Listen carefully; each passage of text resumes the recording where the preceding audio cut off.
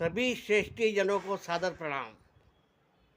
मित्रों, 5 चीज़ें ऐसी है जो मनुष्य जब गर्भ में होता है तब ही विधाता उसके भाग्य में लिख देता है। महान नीतिकार चाणक्य ने इसके बारे में लिखा है, आयु वित्तम कर्मम विद्या निधन में वच पंचेतानि सर्जानी गर्भस्थानी देहिन। यानी आयु, वित्त यानी कि रुपया पैसा धन संपत्ति, कर्म यानी कि काम, विद्या यानी जो हम अध्ययन करते हैं, और मृत्यु।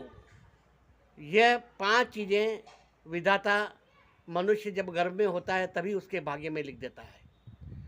आयु, आप कितने वर्ष जिएंगे, कितने महीने जिएंगे, कितने दिन जिएंगे, कितने घंटे जिएंगे, कितने मिनट जिएंगे और कितने सेकंड जिएंगे, कितनी सांसें आप जीवन में लेंगे और कितनी सांसें छोड़ेंगे, यह पूरा विवरण विधाता गर्भस्थ शिशु के भाग्य में लिख देता है। दूसरा, वित्त यानी हमें कितना रुपया पैसा या धन हमें प्राप्त होगा। हमारी किस्मत से अधिक लिखा है कि समय से पहले और भाग्य से ज़्यादा किसी को भी नहीं मिलता है। यदि 500 रुपये हमारी किस्मत में लिखे हैं तो हमें रास्ते में चलते हुए भी कहीं गिरे हुए मिल जाएंगे, और यदि नहीं लिखे हैं और हमें मिल भी गए तो हमने जेब में रखे तो कोई जेब कतरा उससे जेब काट करके ले चला जाएगा।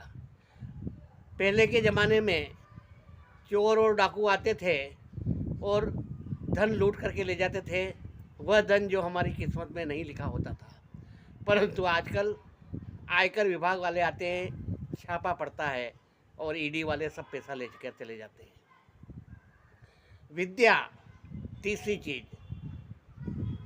बहुत से पैसे वाले लोग अपने बच्चों को कोचिंग करवाते हैं, ट्यूशन पढ़ाते हैं, अच्छे अच्छे स्कूलों में दाखिला दिलवाते हैं, लेकिन वह बच्चे पढ़ नहीं पाते। परंतु बहुत से गरीबों के बच्चे लैंप पोस्ट के नीचे बैठकर पढ़ते हैं और ईश्वरचंद्र विद्यासागर बन जाते हैं, मिसाइल मैन बन जाता है और राष्ट्रपति बन करके राष्ट्रपति भवन तक पहुंच जाता है।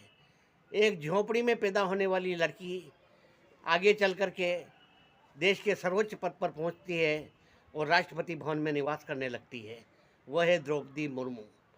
तो कर्म जिसके भाग्य में लिखा है कि यह काम वह करेगा, वह गर्भस्थ शिशु के भाग्य में लिख दिया जाता है।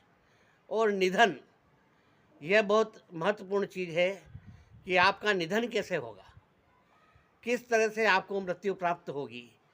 यदि सांप के काटने से आपकी मौत लिखी है तो आप जंगल में जाएंगे, वहाँ आपको सांप काट लेगा, और अगर नहीं जाओगे तो आप घर में सोए रहोगे तो वहाँ सोए हुए को भी आके सांप काट लेगा।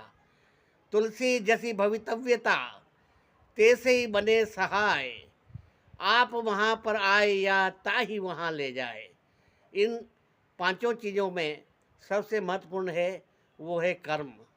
और कर्म के बंधन में इंसान तो क्या, सुर नर मुनि नाग देवता, यहाँ तक कि भगवान भी बंधे हुए हैं। ब्रह्मा येन कुलालवंती यमितो ब्रह्मांड भंडोदरे, विष्णुर्येन दशावतार गहने क्षिप्तो महासंकटे, रुद्रो येन कपाल पाणिपुटके भिक्षाटनम कारत, सूर्यो भ्राम्यति नित्यमेव गगने तस्मै नमः कर्मणे। यानी कर्म को नमस्कार करते हुए महाराजा भर्तृहरि लिखते हैं कि इस कर्म के वशीभूत होकर के ब्रह्मा जैसे कुम्हार मटके बनाता है, ऐसे इंसानों की रचना करता है ब्रह्मांड के अंदर। विष्णु को 10 अवतार ग्रहण करना पड़ते हैं, और शंकर भगवान को खप्पर हाथ में लेकर के भिक्षाटन करना पड़ता है, और सूर्य को समय पर उदित होना और अस्त होना पड़ता है, और आकाश में विचरण करना पड़ता है। इस कर्म के अधीन सूर्य, विष्णु, ब्रह्मा और शिव भी हैं।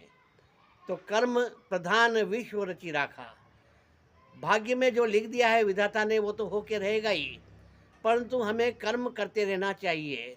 यदि हमारी आयु निश्चित लिखी है तो भी हमें योग, व्यायाम, प्राणायाम और सुबह की सैर आदि करना चाहिए। और धन हमारी किस्मत में जो लिखा है वही मिलेगा, फिर भी हमें अर्थ उपार्जन हमेशा करता रहना चाहिए। और विद्या हमारे भाग्य में लिखी उतनी ही मिलेगी, तो भी हमें विद्या अध्ययन करते रहना चाहिए।